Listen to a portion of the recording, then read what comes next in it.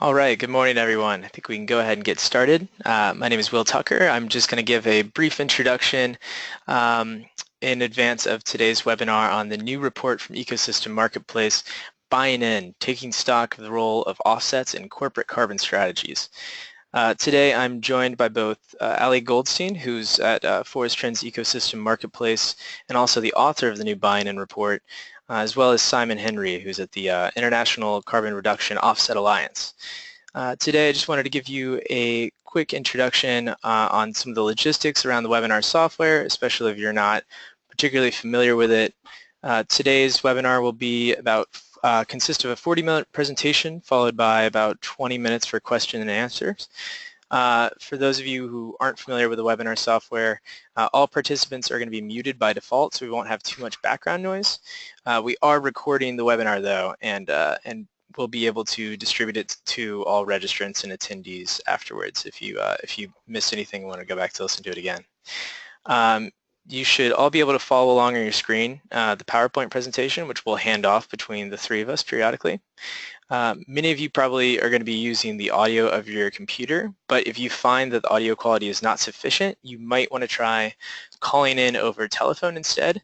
You'll notice that in the drop-down audio menu in your sidebar, you can actually select telephone, at which point it will give you a call-in number and PIN for you to use. For questions, you can either raise your hand, if you'll see the hand icon next to your name, or submit a written question via the question box. You can raise your hand at any point during the presentation or submit questions. I'll go ahead and just gather them in advance of the the Q&A session at the end. And if you have raised your hand, I'll just go ahead and unmute individual callers in the order in which they've raised their hand to ask their questions. But yeah, as there are so many people on the line, it's a little bit smoother that way to have a question and answer rather than an open discussion.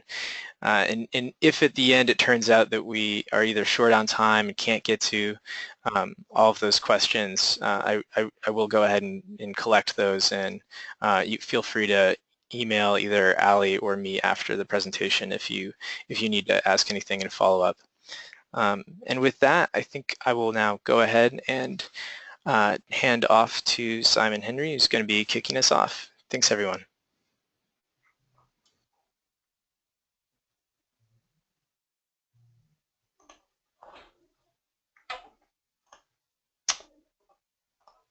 Thanks, Will, and good morning or good afternoon to everyone who's joined us today. Firstly, to introduce myself, I'm the Program Director for the International Carbon Reduction and Offset Alliance, or ICROA.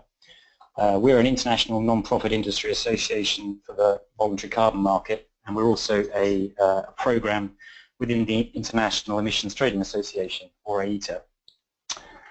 As an alliance, we provide a unified voice for the voluntary carbon market, and with that voice we work with governments and international organizations to support the development of the voluntary carbon market, and we also work to raise standards in the market and to promote best practice. ICROA is made up of the leading service providers in the voluntary market, and I'm sure that the logos you can see here of our members will be familiar to many of you on the webinar today. All of our members are audited each year against our Code of Best Practice, and by doing this it demonstrates their commitment to the very best practices in carbon offsetting around the world. We welcome the publication today of the new Ecosystem Marketplace report. Their analysis through reports such as this, or their series of reports, the State of the Voluntary Carbon Market, is consistently the most detailed analysis and consistently gives the most accurate overview of developments in the voluntary carbon market. So I think today's report, the new report Buying In, sheds light on the vital role that offsets play in corporate carbon strategies, and we're very pleased to see its publication, and we find that the conclusions are very powerful. So on that note, I'll now pass back to Allie, and she can present the main findings from the report.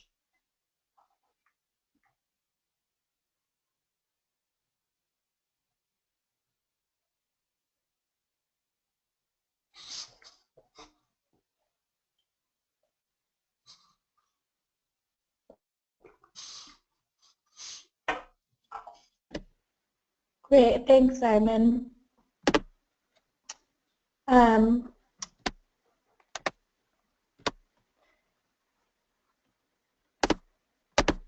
I just briefly wanted to thank our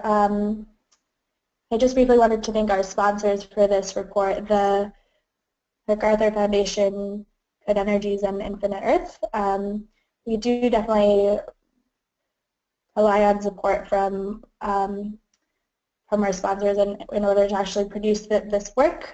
So I wanted to first of all thank those groups for their support of Ecosystem Marketplace. I imagine that many of you are familiar with Ecosystem Marketplace already, but just very briefly, we're a global source for news, data, and analytics around environmental markets and payments for ecosystem services. You may know us best for our state of reports. So our most recent one was the state of the voluntary carbon markets in 2016, and the information that I'll be presenting today should really be considered sort of a sister publication to that, in terms of it being kind of a closer look at the demand side of carbon offsetting. We do have free newsletters on carbon markets, water, biodiversity, and also supply chain issues. So I encourage you to sign up for whichever one of those you are interested in. They're really great bi-weekly resources on those markets. So let's dig right into the findings of the report itself. In order to do that, I wanted to give you a brief sense first of the methodology. So we actually purchased data from CDP, which was the Carbon Disclosure Project. Now they just go by the acronym. And they collect data on behalf of over 800 institutional investors on companies around the world with 95 trillion in assets. So it's really one of the best data sets on carbon dioxide emissions, and also, how companies are thinking about their climate strategy. So more than 1,800 companies disclosed Scope 1, 2, and 3 emissions to CDP last year. The disclosures focus on emissions reductions targets and the money invested to achieve them. And the piece that we're really interested in is companies actually also report on carbon offset purchases, including the number of tons they purchased, which project type, the carbon standard they used, whether the purchase was voluntary or compliance, and in some cases the name of the offset project that they purchased those tons from. So we looked at data from the last 3 years of CDP disclosures, 2013, 2014, and 2015. This year's disclosure is under works right now. One important thing to note is that, in each of these disclosure years, companies are typically reporting on the previous year's data. So we're about, a year behind on actually understanding offset demand in real time. But this is the best information currently available in terms of comprehensively how offsetting fits into companies' emissions reductions goals and efforts, and also it gives us the ability to kind of name names in a way that we're not able to do in the state of the Voluntary Carbon Markets report. A couple of things to note: that this data is only public CDP disclosures. There's no information available through CDP on offset prices, and there's no write-in on the motivation for the purchase beyond just voluntary and compliance. It's also not a comprehensive picture of demand, because of course not every company in the world discloses to to CDP. And I'll give a sense in the next slide of kind of how much of the total demand we think this captures. So to give you a sense of kind of the group of companies that we're talking about, it is certainly global. The number in purple there is the total number of companies reporting publicly to CDP by region. The blue is the number of voluntary offset buyers, and the orange is the number of compliance offset buyers by region. So just to give you kind of an overview of the group, the total group that we're talking about. We looked at both offset purchases and offset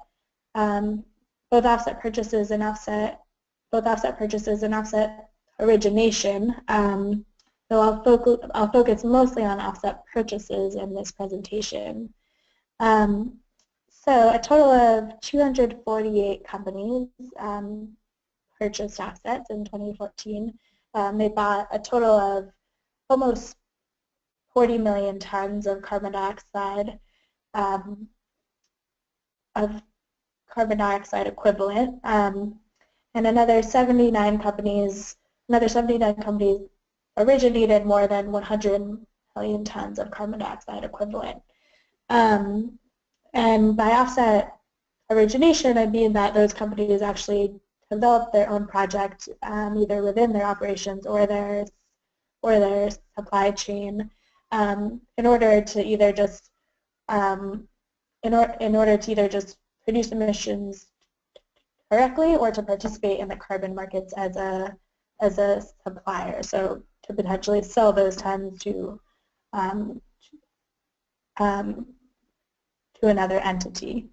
To give you a sense of kind of the environmental impact of these purchases, it's about equivalent to taking 30 million passenger vehicles off the road for a year. So, you know, it's a real impact on the atmosphere. As I mentioned in the methodology, these numbers are not comprehensive. So Ecosystem Marketplace does attempt to track all volume transacted on the voluntary carbon markets every year through our annual survey. And the CDP data represents 38% of primary market demand that we tracked in 2014. On the compliance side, there's actually no comprehensive estimate on the size of the compliance carbon markets globally, but for sure, this data represents just a fraction of total compliance demand. So again, these numbers shouldn't be considered a benchmark of the carbon markets, but they should be considered a benchmark of kind of how companies are incorporating offsetting within a carbon management strategy. And I think what we can take away from this is that offsetting is fairly common. So 17% of CDP disclosures either purchased or originated offsets in the last year. So close to 1 out of 5 companies are engaging in this as an emissions reduction strategy.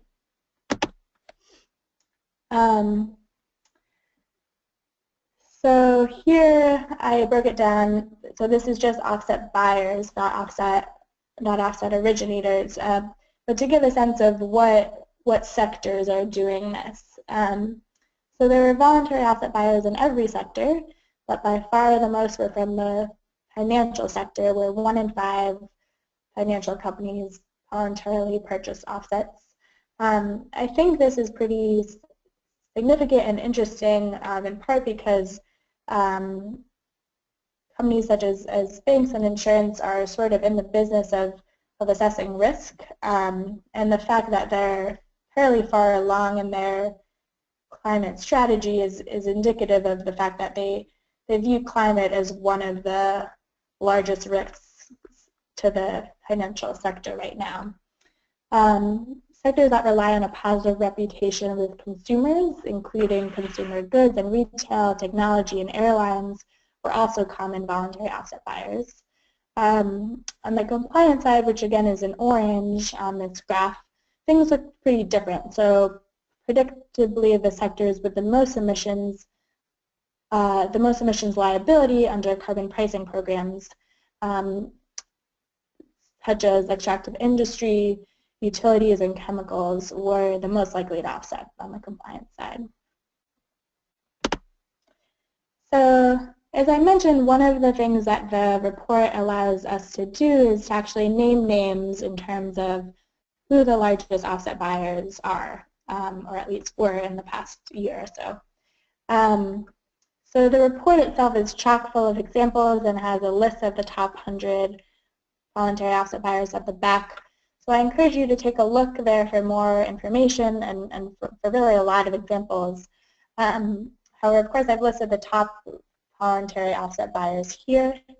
They include GM, Barclays Bank, Delta Airlines, PG&E, and I'll let you go ahead and read the rest. I wanted to talk about two examples of the top two voluntary offset buyers last year. Excuse me. One is the car maker GM, which was the top voluntary buyer for the last couple of years.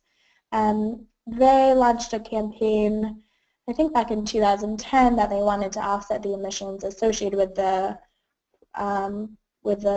production of Chevrolets. And they set a goal of offsetting 8 million tons over 5 years with a budget of $40 million. So they officially met that goal and retired their final ton at the end of 2015. So the photograph on the right here is a part of the way they did this is that they actually worked with U.S. colleges and universities to develop new carbon methodologies for energy efficiency on college campuses, and then they bought those tons. The second example I wanted to give was Delta Airlines, who is the number 3 offset buyer over the past 3 years, but actually the second largest one in 2014. And they are offsetting on the voluntary side in part to gain experience in what they anticipate to be a compliance carbon market that's being designed by the International Civil Aviation Organization that is planning on carbon neutral growth from 2020 and designing a market-based mechanism to cut emissions. So in 2012,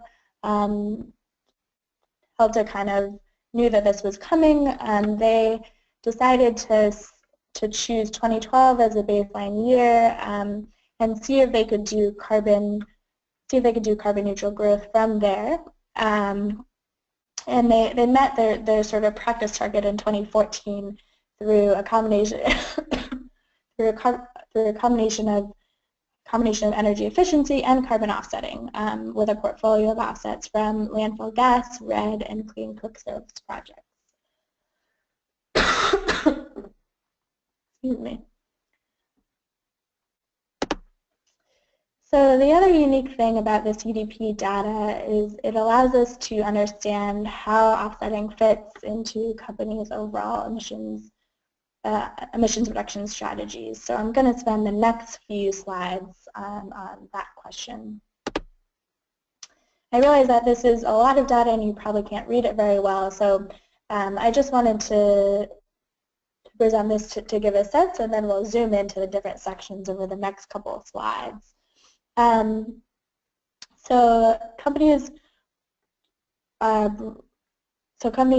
report their emissions to CDP across 3 different scopes. Scope 1 is their direct emissions. Scope 2 is indirect emissions through things like heat and power purchases. And scope 3 is indirect emissions sort of further upstream in their supply chain and downstream in customers' use of products and other things. I'll go into the sources of scope 3 emissions a bit more later. But the take-home point here is that Scope 3 emissions are by far the largest collectively. So overall, CDP disclosures reported an emissions liability of nearly 25 billion tons in 2014. About 3/4 of those were tied to Scope 3 emissions. Scope 3 is really the emissions elephant in the room here. So first I actually wanted to zoom into Scope 1 and take a look at how companies are beginning to tackle those emissions. So companies do report on their direct emissions reductions activities to CDP. These include things like energy efficiency, low carbon energy purchases, changing up their transportation fleet, changing up their product design, etc.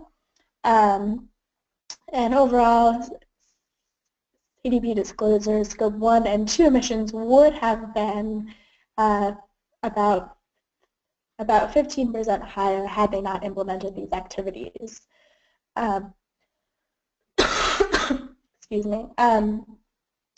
So we actually were able to break down and look at companies that did offset versus those that didn't, to see, to what extent they were implementing these different activities. And overall, we really found that offsetting, despite kind of some of the criticisms that companies are buying their way out of the problem, we actually found that it couldn't be further from the case. So offset buyers were more likely than companies that don't offset to have an emissions reductions target in place. And sort of in the bottom right corner there, you'll see that that offset buyers implemented emissions reductions activities at a higher rate across all activities compared to companies that don't offset. The median offset buyer spent more than $1 million on emissions reductions activities in 2014. That was 10 times the typical company that did not offset. So instead of being a way of buying your way out of the problem, I think offsetting is really being used as it was intended, which is that it's sort of not the first thing you do, it's rather the last thing you do after you've implemented and spent a fair amount of money on other emissions reductions activities to cut those tons sort of more directly. So moving on to talk a bit about that emissions elephant in the room, Scope 3. Just to give a bit more of a sense of where those Scope 3 emissions come from, most of them are actually from the use of sold products. So that's everything from the energy you use when you turn on your computer to the energy you use to heat the water to use shampoo or soap. So all of those are actually counted in use of sold products. Scope 3 also includes other things such as business travel, transportation of products, raw material sourcing, and really the point here is that although there are ways to address these emissions, they're typically on a longer time horizon. They're more expensive. They may involve working with suppliers to change raw material sourcing, doing life cycle analyses of products, even working towards transforming the electricity grid so that customers, when they use those products, they're pulling the power from cleaner sources. All of these things are super important, but they're really longer term plays, and may be kind of beyond the control of any single company. So in the short term, offsetting is a possible and real way to cut Scope 3 emissions right now. And I think that's how companies are actually considering it, and that is actually how they conceive of offsetting as well, at least on the voluntary side. So does offsetting make a dent? We're going to dig in a bit to this figure here. This is basically another way to cut the CDP data. Instead of looking at collective emissions across scopes overall, we're looking at the median emissions sort of in companies that fall under 3 different categories. So one is the typical voluntary buyer, one is the typical compliance offset buyer, and one is the typical company that doesn't offset. So there's a lot here. I wanted to note 3 things. The first is that, as you can see, the typical compliance offset buyer has several times the emissions of both the typical voluntary buyer and the typical company that doesn't offset. So this makes sense because compliance buyers are those that fall under carbon pricing policy, which is targeted towards basically addressing the largest greenhouse gas emitters within an economy. So it makes sense that compliance buyers would, on average, have the most emissions. What's interesting on kind of the 2 on the left is that the typical voluntary buyer and the typical company that doesn't offset, they have about the same overall emissions, but for voluntary buyers, a lot more of them fall within Scope 3. So this finding is in line with the logic that voluntary buyers come from sectors such as consumer goods, technology, and food and beverage, and in which most of their emissions liability is indirect, either upstream in their supply chain or downstream in use of products, and so those emissions are harder to cut in a direct manner. So offsetting is more often a part of those companies' emissions reduction strategies. In terms of whether offsetting makes a dent, so that question is kind of answered by these white circles here. So the median voluntary offset purchase was just over 4,000 tons, whereas the average compliance purchase was over 82,000 tons. So, I guess I'll leave it up to you to determine whether you think that those are significant numbers or not. Of course, they're not coming close to addressing, in the voluntary case, all of Scope 3 emissions, or in the compliance case, we're counting offset purchases typically against Scope 1. But it is important to keep in mind that, voluntary offset purchases are completely voluntary, so those are emissions reductions that certainly would not have occurred without the carbon finance. How to scale up? I think I'll leave this question mostly to Simon and to the discussion that we're going to have afterwards, but I wanted to note just a few things. So one key way to scale up is, implementing more compliance markets. You can see that the real scale in terms of tons often comes on the compliance side, though I think, the voluntary markets have been important spaces for,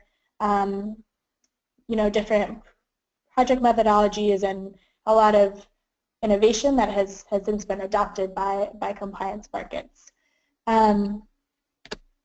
We're also watching the science-based target. So this was an initiative developed over the past couple of years to get companies to actually set emissions reductions targets that align with the global goal of keeping global temperature rise to a maximum of 2 degrees Celsius. So as of June, 163 companies had signed on to those goals, and many of them are, the offset buyers mentioned in this report. Internal carbon pricing I'll talk about on the next slide. And although I didn't mention it much in this presentation, I did want to note that the report does go into a fair amount of detail on companies that are developing their own offset projects, often insetting those within their within their supply chains. And that's kind of an interesting trend we're seeing in terms of a new way that that companies are engaging in offsetting. So just kind of last thought on internal carbon pricing, because I think this is, a really interesting finding of the report and trend that we're seeing. Excuse me. So let's start with some numbers. So across all companies that reported to CDP last year, 435 now have implemented an internal price on carbon. So this means that they're not regulated, but they're assigning that price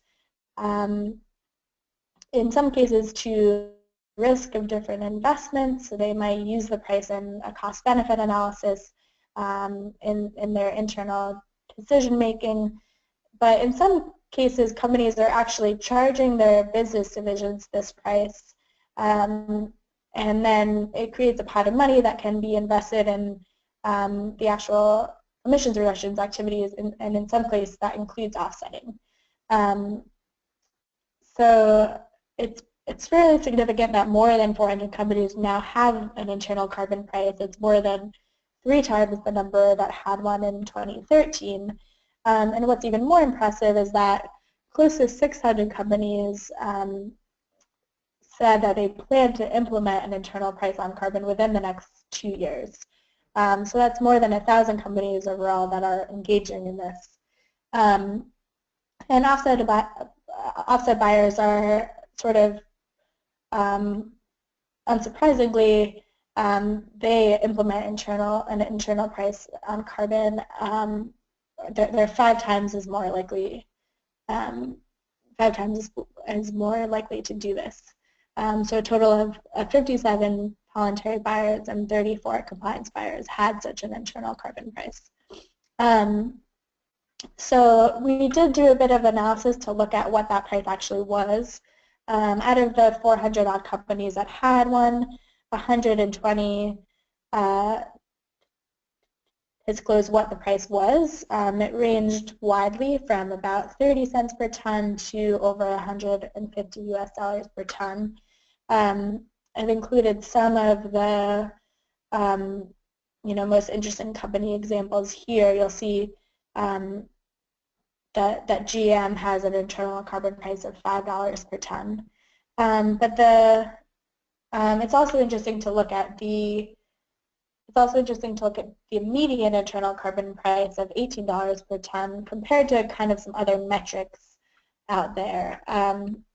So if you compare that to the average price of offsets on the voluntary carbon market last year, that was $3.3 per ton. So that essentially means that you could go out and buy, a real verified emission production for less than what most companies are assessing the risk to their company and the climate of that 1 ton. So I think offsets are probably as good a deal as they'll ever be in terms of how companies are assessing climate risk. You can also look at the World Bank's social cost of carbon, which they peg at $30 per ton in 2015, increasing to $80 per ton in real terms by 2050. So I think this is something that Ecosystem Marketplace will definitely continue to follow and track, and it's a good kind of marker in terms of how actual prices on the carbon market compared to the assessed risk of climates by both companies and also financial institutions such as the World Bank. So I'll end it there, and I will pass it back to Simon, who's going to give some thoughts on the findings and kind of go beyond them as well, and then shortly we'll open it up for questions.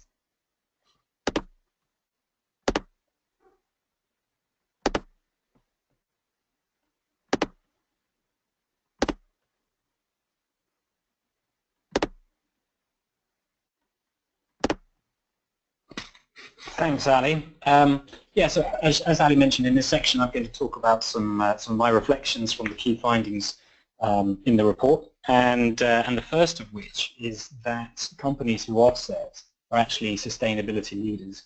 And I think, historically there's been a bit of a misconception about companies who purchase carbon offsets, that they're doing it to buy their way out of the problem, and they're not actually following those purchases up with firm actions within their own organizations to reduce internally their own carbon footprint.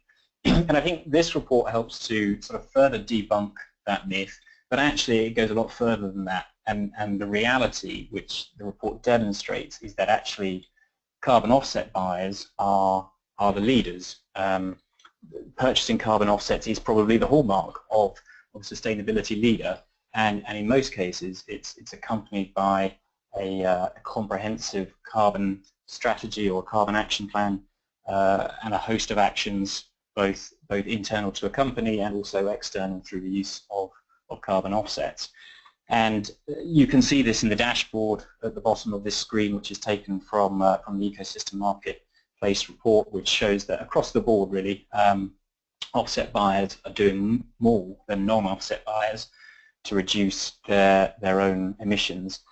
And this is also backed up by serious sums of money. So offset buyers on average are spending $1 million or 10 times as much on internal emission reductions than non-offset buyers. So I think that's great to see, and you can see demonstration of this kind of leadership beyond the corporate sphere as well. So only last week we saw an announcement from the European Parliament that they want to be the first EU institution to become 100% carbon neutral, and they're even offsetting their Scope 3 emissions. And as Ali said, that's kind of the elephant in the room. The numbers in those Scope 3 emission reports are very large, and the amount of offsets being bought against those is quite small. So it's great to see that organisations like the European Parliament are really leading in this area, and they're going further than just their direct carbon footprint. So I think these developments that we see in the report and developments such as the European Parliament help to push the message that carbon markets work, and that offsets play an effective and a credible role within that. So my next slide, I think, demonstrates an increasing urgency to do more. The graph that you can see on your screens now is a recent graph from the National Oceanic and Atmospheric Administration in the US, and it shows global temperatures on a monthly basis. The black line is obviously 2016 data year to date, and the remaining 7 lines are the 7 warmest years on record before that. 2016 obviously stands out prominently from that data set, and some of that warmth that we see in this year to date and in 2015 is undoubtedly due to the effects of El Nino, which is we've had a record-breaking El Nino, and that is a sort of a temporary effect. But I think even so, the data here is quite startling, and it's been accompanied by a host of weather-related records over the last year and a half, ranging from heat waves, droughts, floods, record sea ice loss in the Arctic. And just last week there was a heat wave in the Middle East that culminated in some of the hottest temperatures ever recorded. So I think it demonstrates a couple of things really. One is that the impacts of climate change are being felt now. It's not a problem for the future, it's a problem for now. And it also demonstrates that there's an increasing urgency to reduce emissions now and more quickly than we're doing so. And I think what I found interesting on this topic from the report is that offsetting companies are increasingly using their purchases of offsets or even through origination of offsets as a risk management tool. So they're sort of moving away from offsetting as being a branding or PR exercise, and it's increasingly sort of moving into the strategic heart of a company, which helps to raise the importance of offsetting. And you can see this in the ecosystem marketplace report, where, for instance, L'Oreal are doing a range of insetting projects. They have a diversified supply chain from around the world. They obviously buy agricultural commodities from a whole range of places to use in their cosmetic products, and they're doing a range of projects to not only reduce emissions but also increase their resilience of their supply chain to the impacts of climate change. And I think that's very interesting that insetting or even offsetting is being seen in this light. But the graph also shows, that there's an urgent need to do more. The average temperature for the first 6 months, according to NOAA, was 1.3 degrees warmer than the pre-industrial era. So when we talk about the 1.5 degrees target in Paris, in the Paris Agreement, we're really not very far away from that in 2016 at least. And although the agreement signed in Paris at the end of last year was a significant success, it's not probably going to enter into force for a number of years, and then even after that it will be probably several years further before policies are implemented and really start to bind and start to drive down emissions. So I think in the interim there's a massive role to be played to help fill this sort of policy and legislative gap, and in particular, as the report showed, Scope 3, there's huge opportunities to do more, and for companies who do want to take a lead in this area by not only offsetting their own emissions but then going further than that and offsetting further down their supply chain or the impacts of their products and services that they produce. And again, it's good to see that the European Parliament are taking a strong lead on this by offsetting their full Scope 1, 2 and 3 emissions.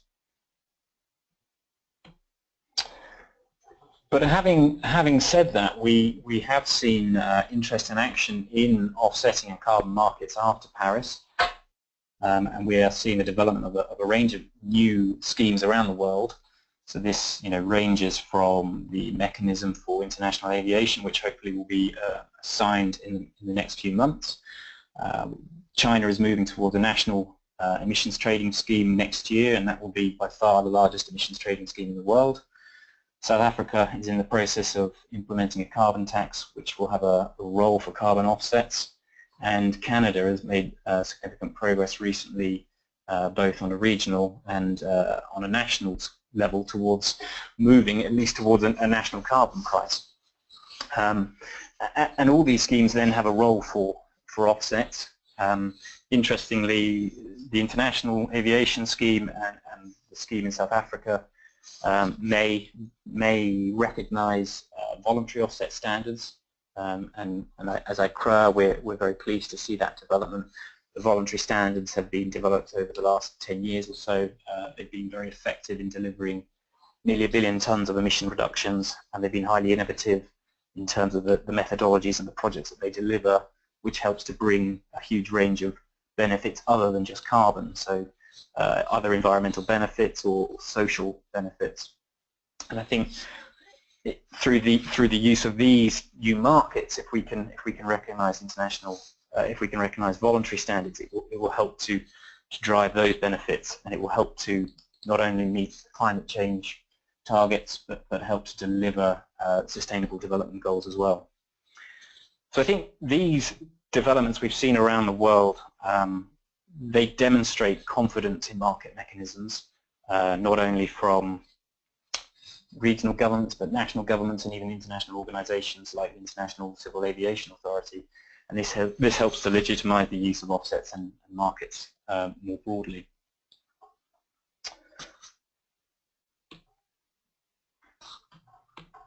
So just to conclude from me, we welcome this new report from Ecosystem Marketplace, and the findings clearly demonstrate that companies who purchase offsets are the sustainability leaders, and using offsets as part of a comprehensive corporate strategy is becoming more commonplace. And in fact, the use of carbon offset is clearly the mark of a company who is not only developing but also following best practice. And because of this, we think that the CDP should give more credence to the use of offsets within the reporting framework, and we think this would encourage more users to follow the sustainability leaders in purchasing carbon offsets. So that's my presentation. Thank you very much. Great. Thanks so much, Simon, for those remarks, and thanks for Allie for that presentation. I want to just quickly open the floor to a little bit of a Q&A. We have about 11 minutes now, and there are a number of questions, so I apologize in advance if we can't get to all of them. Allie, I think this first question is probably best directed to you. It comes from Julia Lucena, who would like to know if there's any kind of link that can be drawn between the information contained in this most recent report and the information in the 2016 State of Voluntary Carbon Markets report. Specifically, is there any way to zoom in a bit on the characteristics of the companies that are buying each type of offset or paying a particular range of prices? Yeah, I wish there was. I mean, in terms of the data sets, the reason we look at the CDP data is because it's company specific, whereas the survey that informs our State of the Voluntary Carbon Markets report is a survey of offset suppliers who will give us, you know, some information on buyers in terms of where they're located, what offset types they're interested in, and sector. But we really only have it at the level of country and sector. So we don't have the actual buyer names in that data set.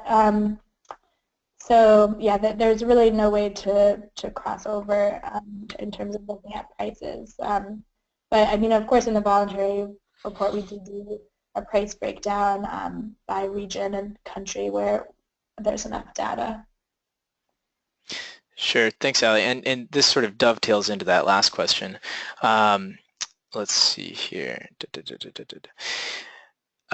Caroline Ott asked, you mentioned that you do not have data on offset prices, but if you have information on the volume of emissions reductions as well as the total value of investments in offsets, can we not use that data to get a rough sense of dollars per ton CO2 equivalent? We have the value of investments in other things, but not in offsets, actually. So yeah, I mean, the best price data available is really in our State of the Voluntary Carbon Markets report. There are breakdowns of price in every way that we were able to provide it. Yeah, as I mentioned, the average price on the voluntary market last year was $3.30, which was actually an historic low. But we saw, a wide range of prices by project location, project type, and even standard. Yeah, so I would point you to our State of the Voluntary Carbon Markets report for pricing data. Thanks, Allie. I can attest to that as an exhaustive analysis, and I would encourage everyone to visit ecosystemmarketplace.com or foresttrends.org to check that out. Ajay Kumar asks, what if more compliance markets cause a shift in market trend in favor of voluntary ones? Is that a scenario that we could see play out?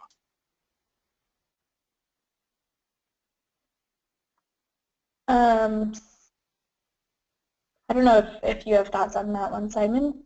Yeah, I can come in on that. I think that is probably the case. I think where we have compliance markets, they act as a useful kind of a tool, I suppose, to bring people up to speed with how carbon markets work and how offsets work, and it raises their profile really in those geographies where we do have compliance markets. So traditionally we see that the buyers of offsets are often in places that have some form of compliance market, often Europe or parts of North America. So if countries are looking to use markets as part of their, for instance, their INDCs, I think that would be good for the voluntary market, because it will probably spread spread the market message really, especially to those companies who often fall below that sort of compliance tier. Often it's the the large industrial type companies and their installations that will fall into a compliance market, but then there's a huge range of emissions just below that, which a market mechanism can still be a very powerful tool. So the growth of compliance mechanisms around the world, I think, would be a good thing for the voluntary market. Great. Thanks for that, Simon. I have two questions here that sort of tie in with one another, so I'll just go ahead and ask them back to back. Andrea Tuttle asks, it's great the companies are creating their own offset types for voluntary purposes. Do these offsets, though, set the same standards needed for a compliance type in terms of defining a baseline, additionality, leakage, permanence, reporting and enforcement, etc.? And then second part of that question from Robin Lisowski, have you identified any trends with respect to offset producing projects, specifically with regard to preference or indifference to local projects / offsets? Yeah, I can take that one. It's sort of a new area of research for us, but I can say that offset origination is typically focused within a company's operations or supply chain. So they are looking at local, however that's defined. A lot of companies have very far-reaching supply chains, but they're looking at projects that are either where their customers are located, where they're or places that their supply chain touches. In terms of standard, it really depends on what the motivation for the offset origination is.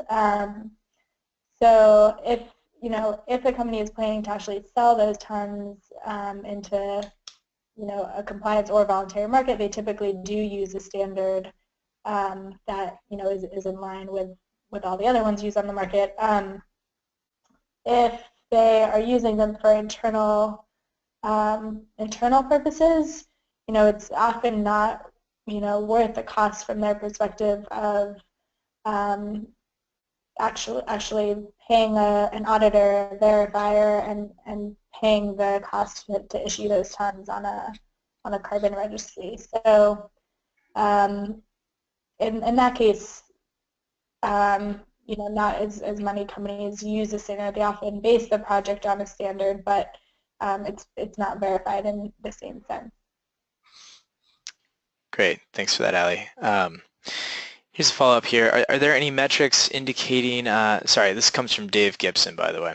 Are there any metrics indicating the efficiency of purchasing offsets as opposed to investing in reductions? Said differently, are the costs of buying a ton of offsets cheaper than managing reduction in scope 1 through 3? That's a very company-specific question, but we did. This is the second year that we're doing this demand-side report, and we actually did do that analysis last year, so I can point you to that link. And I mean, essentially, we found that a lot of emissions reductions activities in scope 1 and 2, such as installing energy efficiency, etc. A lot of those activities actually save companies money, which is, a big part of the reason about why they're implementing them. Offsetting is cheaper than some things, but it is a cost rather than a saving. So in that sense, it's more expensive than some emissions reductions activities. So yeah, I mean, I think you would have to look on a company by company basis to really see how it fits into their decision making, but that's kind of what we saw, broad stroke. I think just to add on that point as well, that your slide, Allie, with the internal carbon price is quite revealing there, where companies are often companies who voluntarily set an independent or internal carbon price. The price that they set is very often higher than certainly the price of voluntary offsets, but also the sort of the carbon prices that we see in compliance markets around the world. So their internal carbon price will often be the tool that they use to drive internal emission reductions, and obviously then they will identify a number of options within each company, but it will also reveal that offsetting is a cost-effective way to reduce companies' emissions.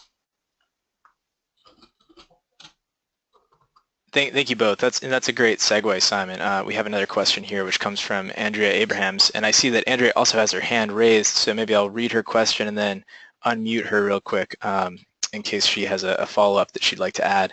Do you have any more information on how companies are using internal carbon pricing specifically? I know that Allie's report reveals a couple case studies and examples, really salient examples of activities. And now, before I hand that over to you guys, let me unmute Andrea real quick. Hi. Sorry, I hadn't realized I had my hand raised and I was asking a question, so unless you need any more information on my question for clarity, then no, that's fine. really fine. I'm just very interested in different strategies because I know in BP we have an internal carbon price, but the way we apply it is different to how other companies apply it, so I'm just interested to understand that better. Great. Thanks for that additional context, Andrea, and sorry to throw you to the wolves there. I'm going to mute you once again and hand that over to Allie and Simon. Sure. So in terms of what is revealed in the CDP data, there are sort of two different ways that companies are using internal carbon pricing. One is to basically set a benchmark that they then include in their balance sheets and maybe in cost-benefit analyses in terms of thinking about a range of different investment options. So in that case, the internal carbon price would be, used in the calculation and potentially used to sway a decision one way or another, but it wouldn't be, an actual cost. So it's, in that case, it would be more theoretical. There are, a small handful of companies that actually are essentially using the internal carbon price as an internal fee and charging their business divisions according to their emissions. So examples of that include Barclays Bank, Disney, Microsoft, and Swiss Re. So that's both a way to incentivize business divisions to actually cut emissions, right? Because if they're being actually charged on it, then it's a cost. And it also creates a pot of money that can be reinvested. A lot of that money is reinvested in direct emissions reductions, but at least for Microsoft, for instance, a portion of that kind of pot is used for their offset purchases. So yeah, I'd certainly be curious to know of other examples. I think this is, a fairly new thing in the last 5 or so years. So I know that Microsoft actually wrote a kind of how-to on how they've implemented this internal carbon price, which is pretty interesting. But I know lots of folks have different experiences. So yeah.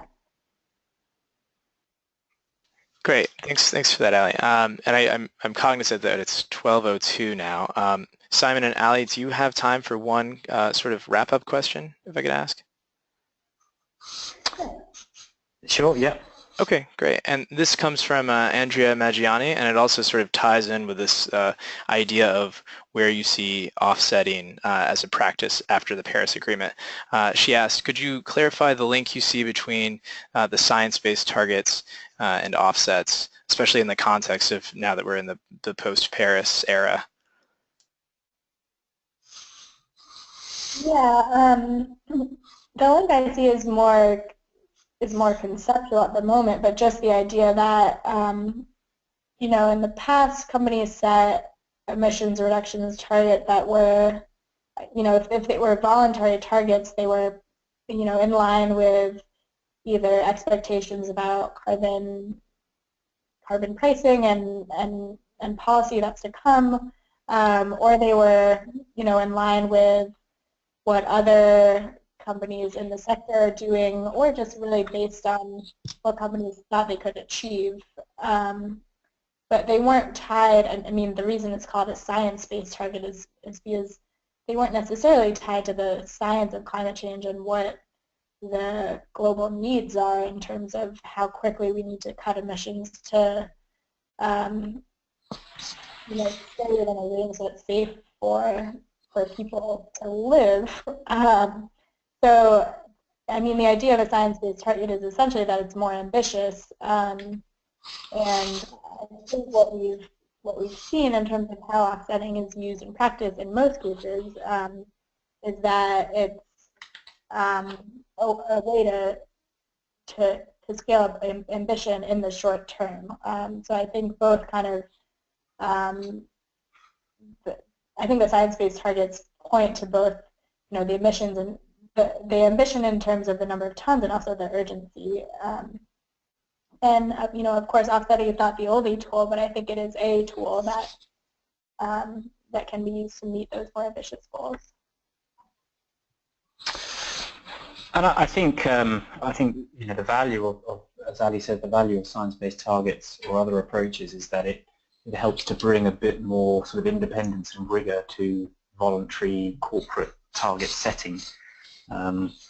It's companies who voluntarily take on a target, whilst they're leading, then it will come with a cost. So there's always I suppose a pro and a con, or a cost and a benefit to taking on a target. So by bringing in science-based targets and using their methodology to sort of increase ambition or increase the credibility and rigor with which those targets are set, I think it does help to push the argument along, and it does help to catalyze sort of action towards reducing emissions. I think looking a bit beyond that, though, with the introduction of the Paris Agreement and the role of the voluntary market, I think I think there's a huge scope for corporates to do more to help reduce emissions. I think there will be a time lag before we see really very tight policies implemented globally that will really help to drive emissions down. So I think that there's a role for the voluntary sector there, and I think even within the INDCs, a lot of countries that are now taking on targets through their INDCs don't have the institutions or the capacity or the history of doing this on a national level, and the voluntary market is really there as a tool to help these countries implement serious action and help to drive down their emissions. And the voluntary market has been doing this for the last 10 years and has developed a very rigorous, credible, and sophisticated marketplace to help deliver these emission reductions. So I think there's huge scope for the voluntary market within the realms of the Paris Agreement. Great.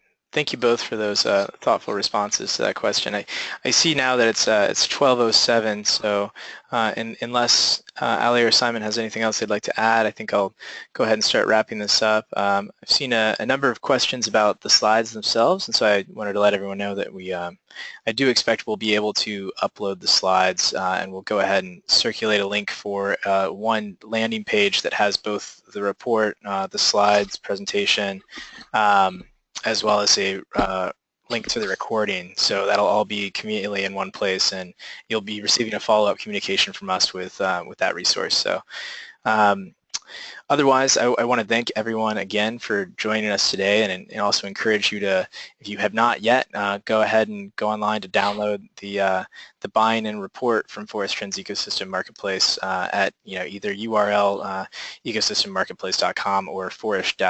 forest-trends.org. Thanks again, and take care. Have a great afternoon, everyone.